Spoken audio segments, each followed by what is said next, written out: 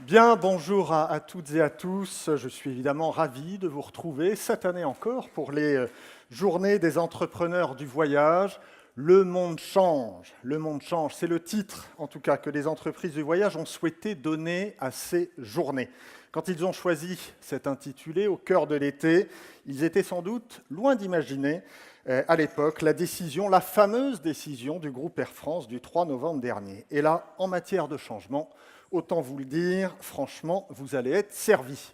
Vous avez aimé la commission zéro, je suis sûr que vous allez adorer la surcharge GDS. Alors évidemment, on va en parler beaucoup pendant ces 3 jours, mais pas que. Mais pas que, on va aussi parler d'autres choses, du nouveau code du travail, des nouveaux modes de management, de l'intelligence artificielle, bien sûr, du low-cost long courrier et de bien d'autres choses encore, avec des invités prestigieux. En attendant, vous le savez, ces journées des entrepreneurs du voyage impliquent désormais depuis 3 ans, à la demande de Jean-Pierre Mas, l'ensemble des institutions de la profession. Nous allons maintenant les accueillir pour ouvrir ce congrès et j'ai le plaisir d'accueillir à mes côtés tout d'abord Alix Philippon, président de l'APST. Alix, prenez place où vous voulez. Elle sera accompagnée de Jean-Luc Dufresne, président des entreprises du voyage Nord-Normandie.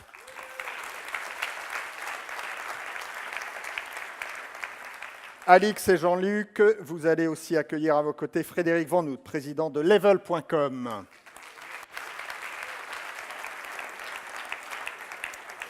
On a le bonheur aussi d'accueillir René-Marc Chicly, président du CETO.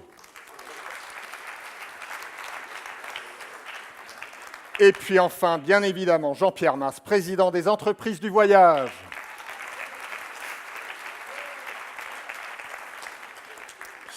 Alors, mesdames, messieurs, on va être ensemble. Allez, il est 15h20, on sera ensemble jusqu'à 16h, 16h05 environ. Jean-Luc Dufresne, vous allez prendre le micro puisqu'on va commencer avec vous. Vous êtes le régional de l'étape, évidemment. C'est la première fois depuis sa création que le SNAV, devenu entreprise du voyage, tient congrès à Lille. Alors, Jean-Luc, on va se dire, je suis client. Vous êtes agent de voyage, j'entre dans votre agence et vous devez me donner envie d'aller à Lille. Qu'est-ce que vous me dites ? Alors je dis déjà qu'en matière vestimentaire, il ne faut pas venir avec vos moon boots et vos toques de fourrure. Vous avez vu, il ne fait pas très chaud, mais il ne fait pas très froid non plus. C'est vrai, et il fait très très beau. Logiquement, si tout va bien, vous ne dormirez pas dans un igloo ce soir, vous devriez dormir dans un des merveilleux hôtels que dispose la métropole européenne de Lille. Voilà, Lille, c'est 3 choses essentielles. Le film qui est plutôt sympathique, dont nous sommes fiers de la métropole européenne de Lille, montre en fait, au travers de l'image, 3 choses. L'accessibilité, vous l'avez tous vu, vous êtes arrivés à Lille au plus. Alors si vous êtes venu en voiture, bien entendu, c'est un peu plus complexe parce qu'il y a un peu de bouchon, mais nous sommes à 38 minutes de Bruxelles, à 1 heure, voire 55 minutes de Paris-Gare du Nord, et à 1h20, 1h30 de toutes les grandes capitales régionales françaises. Donc ça, cette accessibilité, elle est magique. Alors sans oublier évidemment 1h20 de Londres et 2h15 d'Amsterdam. Donc tout ça est quand même très pratique. Ce carrefour de l'Eurorégion est quelque chose qui est un véritable atout lorsqu'on veut venir soit pour le business travel, soit pour le leisure sur l'île, et c'est fortement apprécié. La deuxième chose, c'est bien entendu, la proximité de l'ensemble des lieux. Nous sommes ici au cœur de la ville. C'est quand même assez rare dans les grandes villes de France, voire d'Europe, d'avoir un palais des congrès qui est au cœur de la ville. Les hôtels sont à proximité. Vous avez 3 à 5 minutes pour accéder. Et puis, si vous avez un peu de courage, vous faites à peine 300 mètres et vous êtes là, sur la grande place de Lille, au cœur de la ville, et juste à proximité du quartier du Vieux-Lille. Donc ça, c'est plutôt très sympathique. Et la dernière chose, c'est bien entendu l'attractivité avec énormément de choses. Il se passe toujours quelque chose à Lille et dans la métropole européenne. Et à dire que voilà, les lieux de culture, les lieux de détente, de fête, vous pourrez le constater, une ville à la fois où il se passe toujours beaucoup d'animations, une ville estudiantine, 110 000 étudiants, et bien entendu beaucoup d'autres choses, avec la proximité, une ville qui est brassée par l'histoire, par les cultures, par les différentes nationalités, puisque les Belges, les Néerlandais, les Anglais sont toujours présents en grand nombre à Lille. Alors Jean-Luc, le thème de ces journées, c'est le monde change, je viens de le dire. Lille change également. Qu'est-ce qui a changé vraiment à Lille depuis 10-15 ans ? Alors, ce qui a véritablement changé, c'est quelque chose qu'on qualifie, j'ai trouvé ça plutôt assez intéressant, de solidarité territoriale. Ça veut dire qu'ici, dans cette ville, mais c'est peut-être profondément ancré dans le cœur des gens du Nord, c'est d'essayer de travailler ensemble, et c'est peut-être une réflexion que nous allons avoir avec toutes les personnes qui sont autour de cette table, c'est-à-dire que cette solidarité territoriale entre les pouvoirs publics et le privé est quelque chose qui fonctionne de mieux en mieux et qui a été probablement à l'origine du renouveau de l'île depuis une vingtaine d'années. Les grandes enseignes que vous connaissez sans doute dans la région, au premier rang desquelles le groupe Auchan, Decathlon, Samaclou, Cofidis, OVH, Monabank, Bonduel, j'en passe et des meilleurs, se réunissent très souvent auprès des pouvoirs publics pour faire en sorte de dynamiser des projets d'envergure. Alors, je vais en citer simplement 3. Un qui a été, hélas, fortement médiatisé il y a quelques jours et qui a été retoqué à l'égir, qui est le fameux projet de l'implantation à Lille de l'Agence européenne du médicament, qui a préféré Amsterdam. Mais ceci étant, 2 autres projets dont nous sommes très fiers. Un premier qui aura lieu dans quelques mois. Nous allons accueillir à Lille le Festival mondial des séries TV, qui s'appelle Sérimania, donc qui est une superbe opération qui était jusqu'alors à Paris. Et puis, Lille a été nommée il y a quelques semaines capitale mondiale du design en 2020. Ces projets n'auraient pas pu naître grâce à cette solidarité territoriale entre les publics et les privés. Je pense que c'est quelque chose que nous devons retenir et qui pourrait peut-être faire sens au travers de tous les débats que nous allons avoir durant ces 3 jours. Bon, c'est d'accord, moi je viens la prochaine fois à Lille. Alix Philippon, je le disais, vous êtes la présidente de la PST. Le monde change, Lille change, vient de nous dire Jean-Luc. Qu'est-ce qui change aussi à la PST? Il y avait beaucoup de projets. Est-ce qu'ils ont été menés à bien? Qu'est-ce qui a changé ces derniers mois à la PST? Alors effectivement, il y a quand même un certain nombre de changements déjà depuis un moment. Il y a d'abord eu la généralisation de la garantie des fonds déposés pour l'ensemble des garants. En plus, l'année prochaine, il va y avoir cette fameuse transposition de la directive et sa mise en application. Et puis en ce qui concerne la PST, nous aurons également à nous entendre avec les pouvoirs publics pour les ratios de solvabilité. Donc ça va être, je pense, une grande étape. Et ensuite, travailler un peu sur la refonte de nos statuts. Bon, c'est pas toujours très glamour, la garantie financière, mais on essaie de rendre ça un petit peu plus sympathique. Nous avons besoin, effectivement, notre profession a besoin d'une caisse de garantie qui soit forte et solide. Et comme je suis là aujourd'hui, j'en profite pour faire un petit peu la promotion de la PST, avec l'accord de Jean-Pierre. Je pense que la PST, nous sommes les seuls à aider les jeunes, déjà. Nous sommes les seuls à octroyer aux jeunes la possibilité de pouvoir rentrer sans avoir trop de contraintes de contre-garantie. Nous sommes les seuls à considérer nos adhérents non pas comme des clients, mais comme des adhérents. Nous les écoutons, nous tâchons d'être le plus proche possible d'eux. Nous sommes les seuls à assurer effectivement la garantie en service, c'est-à-dire le fait de faire partir les clients quand il y a une défaillance. Je pense que les autres ne le font pas non plus. Je pense que la PST est également la seule à proposer un certain nombre de services qui en tout cas bénéficient plutôt aux petites entreprises qu'aux grosses. Mais en tout état de cause, la PST quand même essaie de se bouger, essaie de développer ses services. Bon, bah écoutez, c'est ce qu'on voit avec vous, et puis on viendra évidemment se tenir au courant des autres changements. J'aimerais qu'on parle un peu de conjoncture maintenant. Avec vous, Jean-Marc Chicly, prenez le micro. Ça y est, il a fait sa première René-Marc Chicly. Le micro, Jean-Marc. C'est l'âge. Un joker. C'est l'âge. Un Jean-Marc joker, Rosé, j'ai droit si à tu veux combien de prendre ma place. jokers? Il en rêvait depuis des années. René-Marc, j'aimerais qu'on remette un peu ces journées dans le contexte de vos activités. C'est vrai que René-Marc, les tours opérateurs ont enchaîné pendant des années des résultats quand même très poussifs, pour ne pas dire négatifs. 2017 est-elle enfin l'année de la reprise pour les Théo? Oui, c'est effectivement vrai que, bonjour à toutes et à tous, hein, ça me fait plaisir d'être là, parce que c'est quand même un moment important de la profession. Mais c'est vrai que depuis l'hiver dernier, où on n'avait pas fait d'hiver positif depuis 10 ans, et encore, demandais à Jürgen tous les matins de savoir si c'était 10 ans ou 12 ans ou 15 ans, on ne sait même plus, on a réussi à faire un hiver positif sur des destinations avec les handicaps qu'on avait, parce qu'on a toujours les mêmes handicaps, des destinations qui disparaissent, des destinations qui marchent moins bien.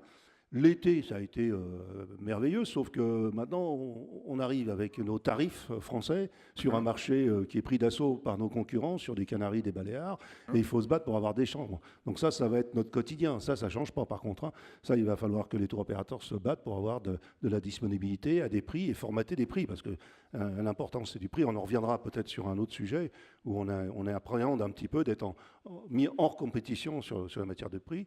Très bel été. Et alors, en hiver, rien que sur le mois d'octobre, on est à plus 17% sur les périodes de vacances scolaires. C'est magnifique. Alors, c'est peut-être mal réparti entre certains tour opérateurs ou d'autres, parce que j'en ai dans la salle, ils vont me dire « Oui, mais moi, je ne fais pas ça » ou quoi que ce soit. Ah, c'est vrai que, bon, sur les vacances de la Toussaint, ça a poussé très fortement, aussi bien sur le moyen courrier et le long courrier, un peu moins sur la France. Mais ça, ce n'est pas forcément notre particularité.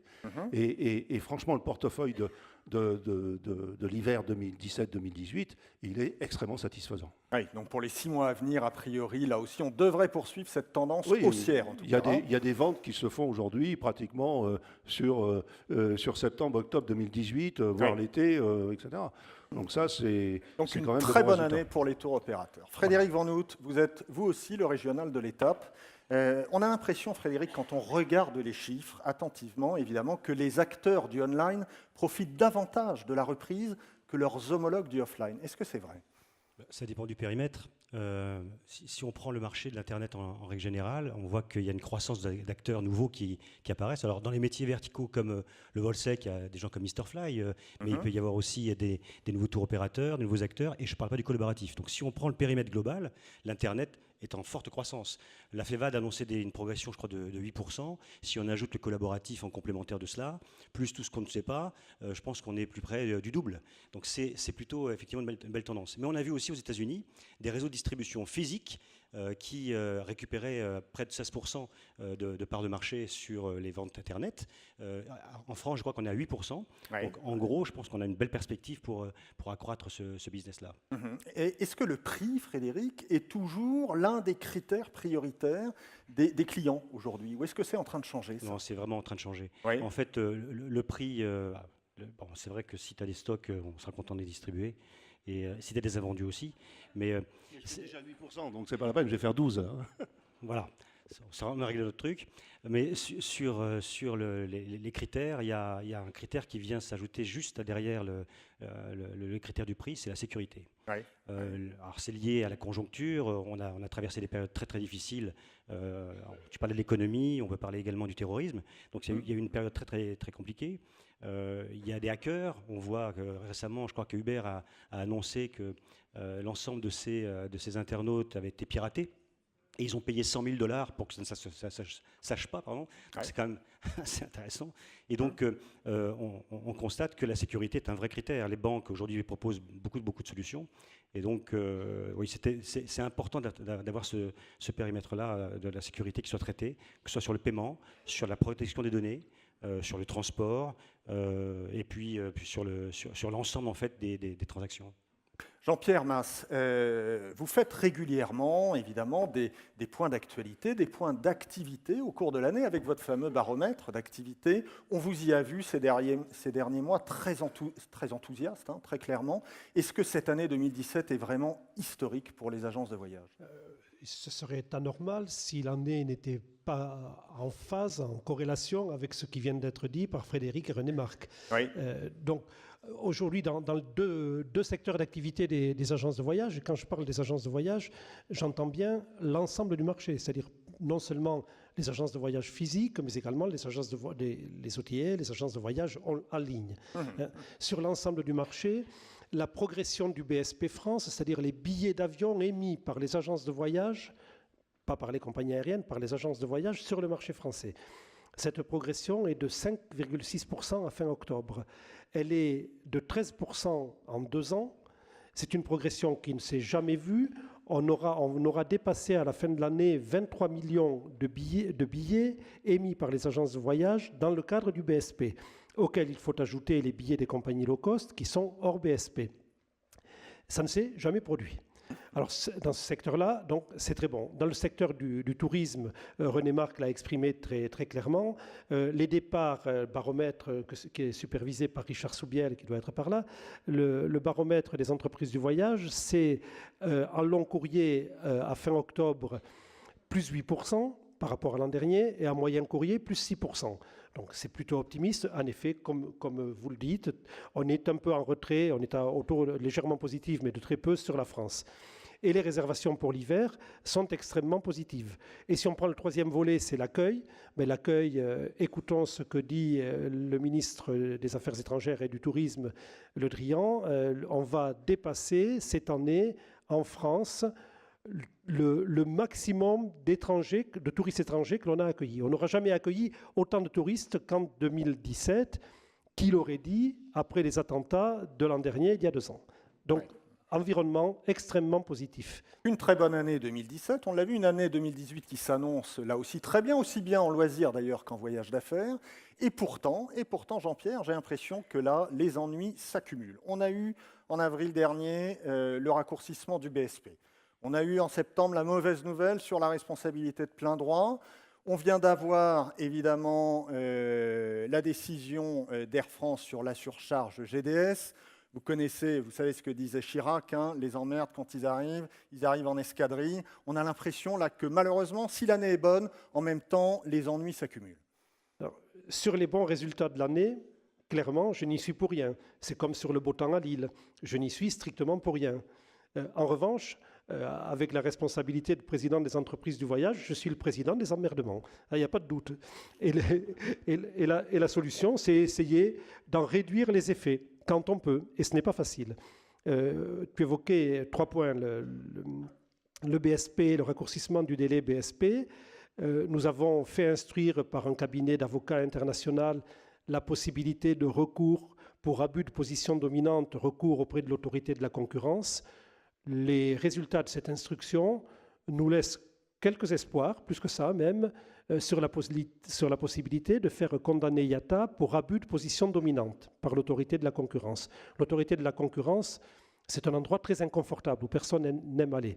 Hein. Donc ça, c'est la première piste. Si ça se fait, Jean-Pierre, ça peut se faire dans quel calendrier ce sont des calendriers longs et la condamnation éventuelle, je dis bien éventuelle, se traduit par des amendes très fortes, des obligations de changer de méthode, mais pas par des compensations financières, pas par des indemnités, ni par l'obligation de rétroactivité, bien évidemment. Hein. Donc, c'est pas gagné et c'est long. Hein. Et c'est long. C'est une procédure qui peut prendre plusieurs années. C'est une procédure qui prendra certainement plus d'1 an. D'accord. Certainement plus d'1 an. Ça, c'était le premier point. Oui. Le second point, c'est la transposition de la directive européenne sur le voyage à forfait. Vous le savez, je me suis exprimé à plusieurs reprises sur ce sujet. On a été, lâché en pleine campagne par Bercy, qui avait adopté une position qui consistait à soutenir notre position très argumentée. Cette position, c'est la directive ne prévoit pas une responsabilité de plein droit des agences de voyage, ou tour opérateurs, enfin des organisateurs de voyage, hein, globalement. Elle ne prévoit pas cela. La transposition française surtranspose en créant des contraintes plus fortes pour les opérateurs français que pour les opérateurs étrangers, c'est-à-dire des disparités de concurrence. Nous demandons au gouvernement français de ne pas surtransposer. Bercy, qui avait compris notre position, la DGE, qui avait compris notre position, est revenu en arrière avec une explication extrêmement surréaliste au point de vue juridique de Bruno Le Maire à l'Assemblée nationale répondant à une question écrite. Mais peu importe, on en est là. Aujourd'hui, nous sommes intervenus auprès du Conseil d'État qui est en train d'examiner le texte qui lui a été soumis. Nous sommes intervenus sur plusieurs points pour essayer d'obtenir du Conseil d'État qu'il ne surtranspose pas ou qu'il ne fasse pas des confusions entre résiliation et résolution, par exemple. Et nous avons assez peu d'espoir sur cette première intervention. Lorsque l'ordonnance transposant la directive en droit français sera publiée, nous aurons un délai de 2 mois pour faire un recours auprès du Conseil d'État. C'est une autre action. Donc nous le ferons, bien évidemment, et nous irons également vers le commissaire européen qui peut, dans 2 ou 3 ans, ça dépend du poids de lobbying, du poids politique des autorités françaises à Bruxelles, qui peut, dans 2 ou 3 ans, dire la France a surtransposé, c'était pas bien, il faut changer. Hein? N'est-ce pas un changement de position, ça, Jean-Pierre? Parce que c'est vrai que pendant des années, on a pris cette responsabilité de plein droit aussi comme un avantage des agences de voyage. Non. Non. Non. On leur a dit, ici, on est responsable de plein droit. C'est un avantage pour vous, clients, non? La responsabilité de plein droit, c'est une erreur qui date de 1993, avec un président du SNAF de l'époque un petit peu étourdi et un ministre qui voulait... Et un ministre qui ne voulait pas avoir d'ennui avec les consommateurs, c'est Jean-Michel Baillet. Je les connais très bien, le président Jean Perrin et le ministre Jean-Michel Baillet. Et on est passé à la responsabilité de plein droit sans trop s'en rendre compte. Hein, je crois que, sans refaire l'histoire, c'est ça. Non, ce n'est pas un avantage. Oui, ce qui est un avantage, Enfin, ce que nous estimions comme un avantage, c'est la responsabilité du vendeur du voyage. Dans la directive, il va y avoir une responsabilité conjointe du vendeur et du producteur. C'est quelque chose que nous avons demandé pour éviter le transfert de la responsabilité uniquement au producteur. Je peux expliquer pourquoi, mais ce sera peut-être un peu long. Donc, responsabilité du vendeur et du producteur. Là, nous avons obtenu gain de cause sur ce point. On est très en phase, le CETO, EDV et l'ensemble des opérateurs sur cette double responsabilité. Mais de plein droit, ce n'est pas un avantage, c'est un boulet. C'est un boulet qui coûte cher parce qu'il faut trouver des assureurs qui veuillent continuer à nous assurer. Très souvent, les demandes en indemnité sont supérieures au plafond des assurances responsabilité civile que nous avons. C'est un boulet qui fait qu'on ne trouvera pas d'assureur et qui pénalise le consommateur français qui est obligé de payer plus cher son voyage de ce fait par rapport aux consommateurs, aux voyages vendus dans d'autres pays européens. Et aujourd'hui, la fluidité des relations commerciales font que des opérateurs qui ne sont pas soumis à cette responsabilité viendront exercer leur activité sur le marché français. Alors, vous dites que vous êtes le président des emmerdes, ça nous en fait 2. Le troisième, c'est lequel? Merci. La troisième, elle est d'actualité. C'est la décision d'Air France d'appliquer sans prendre de précautions. Enfin, j'aurai l'occasion d'en reparler. J'en reparlerai demain avec la venue de Jean-Marc Chanaillac. Mais c'est la brutalité d'une décision dont on peut dire de la vision d'opérateur qu'elle est irréfléchie, inapplicable. Aujourd'hui, accepter un surcoût de 22 €, de 11 € par trajet, sur les ventes faites par l'intermédiaire d'un GDS, quand il n'y a pas d'autre solution, c'est quelque chose qui n'est pas acceptable. Mais je ne veux pas m'éterniser sur ce sujet. On en parlera demain. Je pense que Jean-Marc Chanaillac sera amené à répondre sur ce point. On a tout à l'heure une démonstration d'NDC, dont j'ose espérer, puisque personne ne sait vraiment ce que c'est.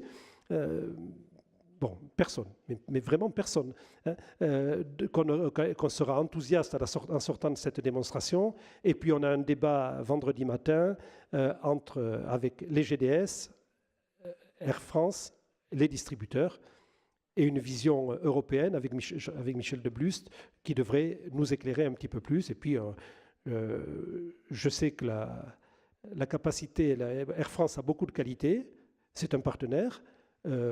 Quand on a des relations de partenariat, on n'a pas des relations d'obstination, on a des relations d'écoute. Je suis très optimiste. Ça, c'est vendredi matin, 9h30 en tout cas. On sera évidemment tous là pour écouter ça. René-Marc Chiclet, on va revenir sur cette fameuse directive sur les voyages à forfait qui s'appliquera donc à partir du 1er janvier 2018, hein, c'est ça. Que va-t-elle, René-Marc? Oui. On finit d'abord. Que va-t-elle changer, René-Marc, dans les relations que vont entretenir les tours opérateurs et les agences avec leurs clients, avec les consommateurs? Qu'est-ce que ça va changer? Alors d'abord, c'est le 1er juillet, hein, donc ce n'est pas le 1er janvier. L'application réelle, le 1er juillet. Oui. D'ici là, il va falloir retravailler l'ensemble des circuits, des modèles économiques. Donc on a en Europe, par exemple, les Allemands qui ont travaillé dessus. Rien qu'à montrer le tableau de toutes les tâches à faire, on part en courant, là, vous quittez la salle et puis vous allez voir autre chose. Donc, on n'est pas encore conscient, vraiment, et ça va être l'objet de l'atelier sur le forum et aussi une partie de l'atelier que vous avez cet après-midi. Surtout, ne manquez pas ça, parce que vous n'imaginez pas que vos contrats d'aujourd'hui ne seront pas les mêmes de demain. Votre façon de travailler, la relation que nous aurons ensemble ne sera pas la même. Je prends un exemple, les conditions d'annulation où tout le monde est tour opérateur, hein, que je sache, on fait tous des produits, les frais d'annulation de demain ne seront pas les mêmes. Il y aura forcément un acompte préalable qui sera fixe, sinon on est obligé après d'expliquer les charges réelles en frais d'annulation ou quoi que ce soit. C'est un monde qui s'écroule, hein, c'est plus du tout la même chose, c'était facile avant. Donc les conditions générales de vente, les conditions particulières vont changer. Sur une destination, un client peut dire moi j'ai décidé de ne pas y aller parce qu'à côté ça va mal. En clair, je ne veux pas au Maroc parce que la Tunisie va mal ou vice-versa, etc. Et là, il va falloir expliquer au client, il va avoir une notion de référent. Et d'ailleurs, on travaille avec nos amis du Quai d'Orsay sur le sujet pour essayer de travailler comment on va expliquer au client. Donc là, on est en B2C. Le client va dire bon, je veux bien payer un acompte, mais je veux pouvoir changer quand je veux. D'où l'importance pour nous de refaire complètement le parcours de ce qui risque de se passer. Mais on est encore sur des inconnus parce que Une fois, Raoul Nabet avait fait venir les gens de la Commission européenne dans une réunion à la PST. On les a écoutés sur la directive et on a compris une chose, c'est qu'il ne fallait pas poser de questions, parce qu'à chaque fois qu'on posait une question en disant « ça, vous allez, comment ça va se passer ?» Ah ben ça, il appartient aux États membres de le faire. Donc c'était une très belle initiative. On a compris qu'on allait être tout seul dans la merde avec ça, et puis les particularités françaises qu'a expliqué Jean-Pierre. Et c'est vrai que c'est un coup d'épée Damoclès, la responsabilité de plein droit. Et surtout, que j'entende pas dire, sinon je veux voir les brochures, je veux voir les documents commerciaux, où sont passés le marketing, des gens qui disent aujourd'hui, c'était un atout. Personne ne l'a vendu, cet atout. Hein, qu'on me le montre, qu'on me le démontre. Donc c'est ridicule. On est une profession complètement unie aujourd'hui. Et si on n'est pas unis, on est mort face à ce qui se passe. Aussi bien une diversification totale au niveau des États, qui ont, vous avez le Quai d'Orsay qui prend, le MAE qui prend une partie du tourisme, vous avez Bercy qui tranche, etc. Si on n'est pas unis face à ça, on n'a aucune chance de réussir. Et c'est vrai que la chance qu'on a aujourd'hui, c'est qu'on est très unis, on fait tout, tous ensemble. Alors après, il y a une prise de parole, chacun décide de la prendre, etc. Et Jean-Pierre a été très courageux sur la responsabilité de plein droit, parce que c'est vrai que dire qu'on risque de ne pas avoir d'assureur, c'est pas évident. D'avoir un juge qui va trancher immédiatement, parce que le problème, c'est que les juges s'embêtent pas. Ils disent, bah, vous êtes responsable, le gosse a sauté sur le lit, il est tombé, vous êtes responsable. On va jusqu'à là, on n'est pas dans la chambre, vue sur mer, là, franchement, il faudrait que, ça c'est le tort qu'on a eu, il faudrait qu'on fasse voyager un peu plus nos ministres, parce que je ne sais pas comment ils voyagent, je ne sais pas ce qu'ils font, mais ils ne savent pas qu'il y a des files d'attente dans les aéroports, ils ne savent rien, ces ministres. Donc ça, c'est notre boulot. Il faudrait peut-être, ce que font peut-être les gens de l'agriculture, ils font faire en sorte qu'ils connaissent les produits, nous, ils ne nous connaissent pas, en fin de compte. Donc ça, c'est tout l'objet, et on va être face quand même à une révolution totale. Mais le changement, nous, on a l'habitude, on n'a que du changement. Non, c'est bien de le dire, mais on vit que des changements. À un moment où vous êtes une destination, il y a un cyclone qui arrive, vous changez de destination, vous avez vos produits, vos hôtels, vous avez investi, etc. Donc on est une des rares professions où on est confronté au changement permanent. Et on n'a pas fini. Après, vous avez un fournisseur qui décide de faire autrement. Bon, bah ça, c'est la vie aussi, il va falloir qu'on s'adapte au changement. Et le tout, c'est on a une faculté de changement. On avait entendu la même chose sur le changement de la commission, puis après, on a entendu autre chose. On a une faculté quand même dans ce métier, à travers les jeunes et à travers l'informatique et la technologie, et puis les prestataires qu'on a, on a de très bons prestataires, de faire face au changement. Ça, on l'a prouvé, et là aujourd'hui, on est dans la pire des situations avec des résultats positifs. Alors, ce n'est pas la peine de nous demander de l'argent pour autre chose que d'investir dans la technologie. Là, il va falloir aussi changer dans le domaine. Il va falloir qu'on investisse tous ensemble et qu'on se mette d'accord sur rien que sur des conditions générales de vente et les conditions d'annulation. Ça va être un accord qu'il va falloir qu'on passe impérativement ensemble et qu'on change. On parlera avec les réseaux, on parlera avec tout le monde, mais il y aura des changements. On a une capacité, je rejoins tout à fait René Marc, on a une grande capacité de s'adapter au changement. Notre profession sait s'adapter au changement. Il n'y a qu'à voir... Parmi les immatriculés, on a 4000 immatriculés en France, ce qui réglemente l'activité professionnelle. Il en disparaît 20% tous les 2 ans, il s'en crée 20% tous les 2 ans. Donc, grande capacité d'adaptation. On n'a aucune capacité à s'adapter aux aberrations, d'où qu'elles proviennent. Quand on a des mesures aberrantes, ne nous demandez pas de nous adapter du fait qu'elles sont aberrantes. Alors, René Marc, vous avez donc 6 mois pour vous adapter. Vous serez prêt, juillet 2018. Est-ce que vous serez prêt, oui ou non ? On travaille, oui. C'est bien Valérie, Jürgen, Emmanuel Toromanov travaillent, parce qu'il faut qu'on soit prêt pour tout le monde. Faut pas que... Et l'idée, c'est pas qu'il y ait des bons élèves, parce que ça, dans ce métier, les bons élèves, on les connaît. Il faudra des bons résultats, c'est le plus important. Donc, il faut qu'on soit tous ensemble au même niveau au 1er juillet. Et s'il le faut, on sera au 1er janvier 2019. De toute façon, on a compris une chose. C'est, vous créez par exemple la médiation, Jean-Pierre est là, Jean-Pierre Tessier, vous créez la médiation, on est des bons élèves, on fait de la médiation 2 ans avant, il y en a marre d'être des bons élèves vis-à-vis des gouvernements. 2 ans avant, on fait une médiation, on paye très cher la médiation, on la finance, etc. Et à la fin, avec la PST, on la finance, et à la fin, on dit, mais attendez, la sanction sur ceux qui ne sont pas dans la médiation, c'est quoi ? Il appartient aux États membres, etc. Alors moi, j'aimerais bien écouter Michel Debus qui nous explique ce que c'est que les États membres. Parce que à chaque fois, si on fait des commissions européennes pour arriver aux États membres, c'est quand même... quel est l'intérêt ? Donc, ça nous coûte très cher, on finance, on est bons élèves. Et puis après la sanction, il n'y a pas de sanction. La DGCCRF, elle est débordée, elle est ceci. Donc là aussi, on prendra le temps qu'il faut. Si on a du retard, on aura du retard. parce qu'il y a trop de choses à changer. La technologie, il faut la réadapter. On a revu tous les DSI, toute l'information sur les informaticiens, puisqu'on a quand même de la chance d'avoir un groupe. Eh bien, ils étaient là, disant oui, effectivement, il y a beaucoup de choses qui vont changer. Bon, ben, on va avancer, et puis après, si on a des sanctions, on fera des recours. Hein. Les recours au Conseil d'État, Jean-Pierre est prudent et il a raison. Moi, je ne suis jamais, mais je pense qu'on est dans une telle aberration. Regardez dernièrement, il y a eu des recours au Conseil d'État qui ont donné satisfaction. Donc, on peut y arriver. Ça serait quand même vachement marrant qu'on arrive au recours quand même. Jean-Pierre, un mot ? Les politiques vivent hors sol. Ils ne connaissent pas la réalité. Moi, je trouve ça parfois dramatique. Regardez, s'ils se comportaient, s'ils cheminaient une fois de leur vie dans leur aéroport comme un client normal et non pas comme un élu protégé, s'ils cheminaient comme un client normal, ils s'irriteraient d'une façon considérable contre les filtres de passage aux frontières, contre le non-fonctionnement de Paraf. Marcel, je te soutiens dans ton action dans ce sens-là. Nous te soutenons. Ils s'irriteraient contre le fait que sur des vols Schengen, il y a un contrôle dans certains aéroports avec des files d'attente qui peuvent durer 30-40 minutes. Alors que si vous arrivez de l'espace Schengen, j'étais à Milan le week-end dernier, si vous arrivez de l'espace Schengen en train, en autocar, en voiture, vous n'avez strictement aucun contrôle.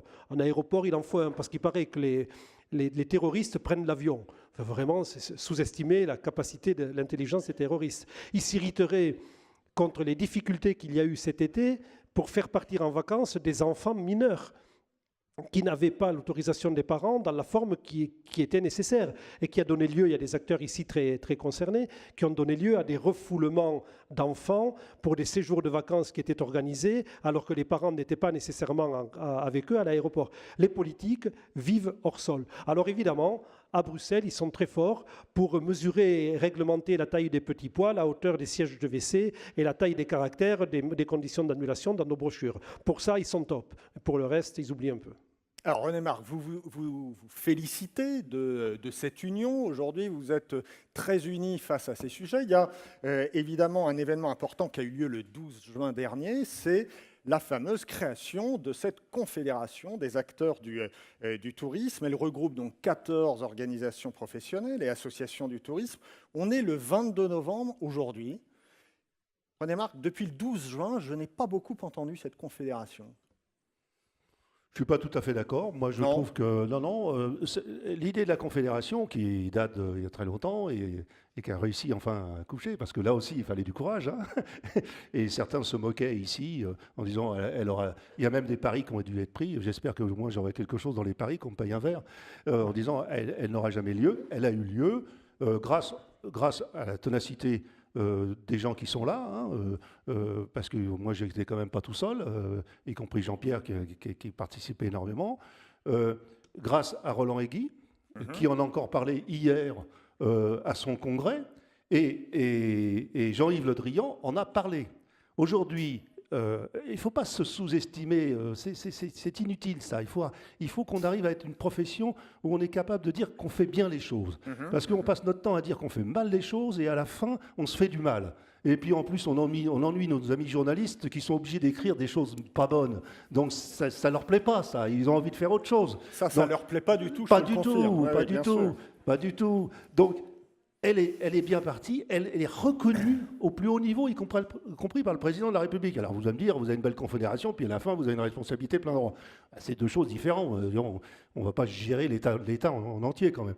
Mais elle est très reconnue, et elle est appréciée. Et hier, moi, juste avant l'intervention du ministre, j'intervenais sur la confédération devant l'ensemble de l'UMI. Donc vous imaginez, c'est 3 fois le congrès comme ça. Excuse-moi Jean-Pierre, mais c'est 6 fois le budget.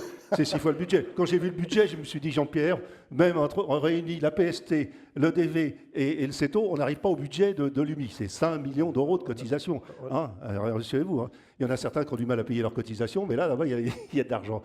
Et j'aurais dit, grâce à cette confédération aujourd'hui, le vrai ministère du tourisme, c'est nous.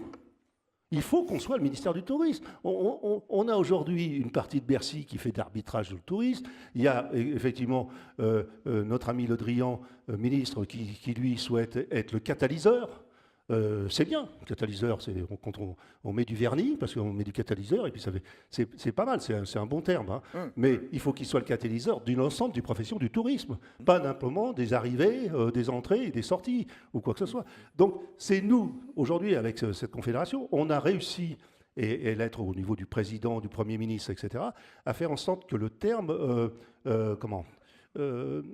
concernant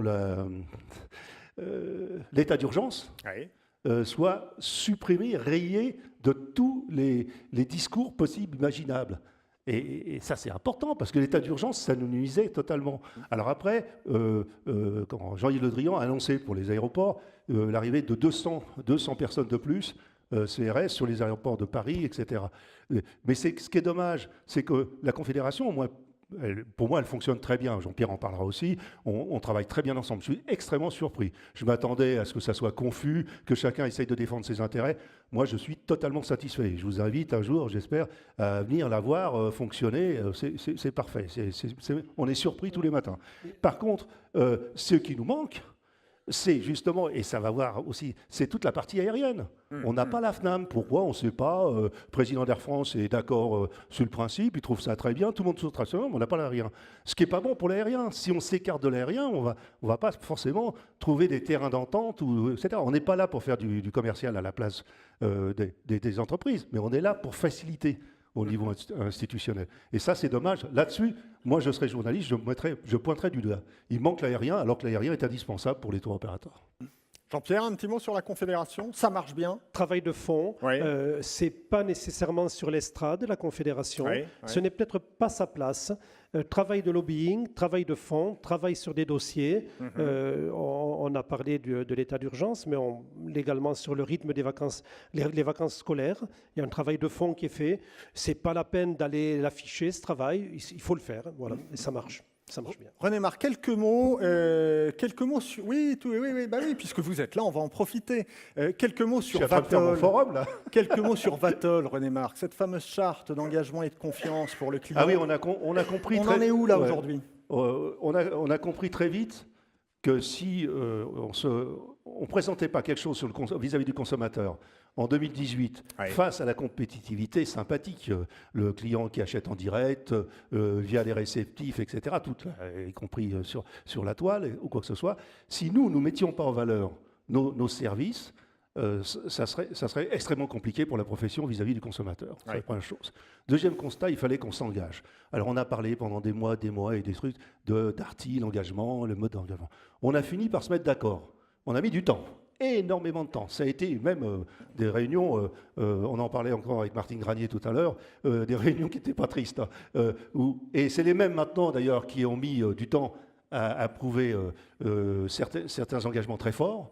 Qui disent c'est pas assez vite. Donc on va la signer au forum par l'ensemble des tours opérateurs. On l'a présenté à beaucoup d'agents de voyage, puisqu'il y a eu une tournée qui a été faite par Jürgen avec l'aide de beaucoup d'agences de voyage, y compris les réseaux ou quoi que ce soit. Donc ce n'est pas quelque chose d'interne, on a écouté. Le retour qui était sur les agents de voyage, c'est de dire c'est magnifique, hein, vous nous apportez un truc en or, mais qu'est-ce qui dit que vous allez le contrôler? On va le contrôler, on va pas être comme la DGCCRF, débordé, on va contrôler. Si un tour opérateur ne l'applique pas, on va essayer de le sanctionner, on va voir, il y aura des sanctions, puis c'est tout. Parce que c'est son avenir, on va le forcer, c'est son avenir. Et franchement,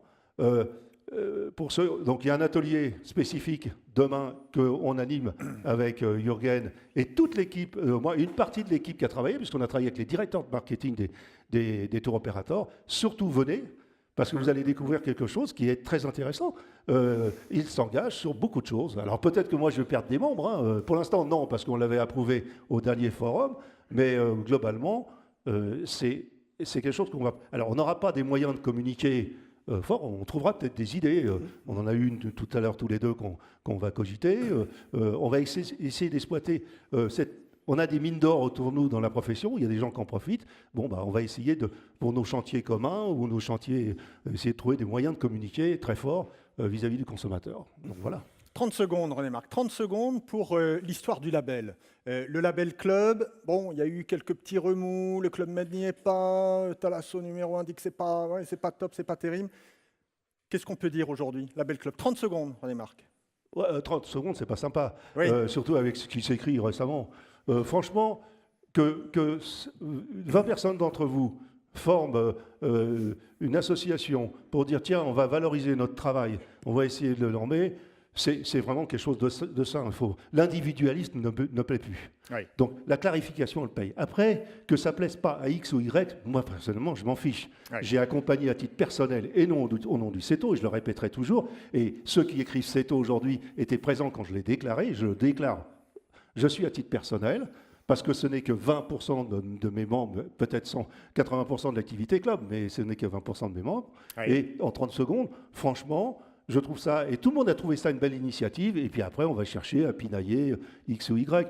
Après, bon, c'est des états d'âme de personnes, on n'a pas fini d'en avoir, et ça fait la richesse de la profession. Et on en reparlera évidemment au forum du CETO. Alix, on va terminer avec vous. On va conclure avec vous. Vous êtes la voix de la sagesse, Alix.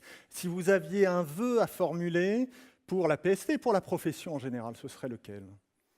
D'abord, je pense que, si tu me le permets, j'ai 2 vœux à formuler. Ah. Le premier, je l'adresse à Jean-Pierre. Je fais le vœu que nos bonnes relations se poursuivent et continuent. Elles sont excellentes depuis plusieurs années. Nous travaillons ensemble. La PST soutient les entreprises du voyage. Effectivement, chaque nouvel entrant aux entreprises du voyage se voit offrir par la PST la première année de cotisation aux entreprises du voyage. Nous avons besoin d'une caisse de garantie forte, mais d'un syndicat fort, et nous continuerons à t'aider. Ça, c'était mon premier vœu. Merci. Le deuxième vœu, je l'adresse à toutes les personnes qui sont dans cette salle et qui ne sont pas ou qui ne sont plus membres de la PST, y compris certains qui sont au premier rang, presque en face de moi. Donc, je leur dis à tous, écoutez, nous avons besoin d'une caisse de garantie qui soit forte. Le monde change, la PST change, acceptons-le. Et pour tout le monde, bienvenue à la PST. Merci, Alix. Madame, Messieurs, merci beaucoup. Je vais vous demander de regagner votre place. Jean-Pierre, on reste ensemble.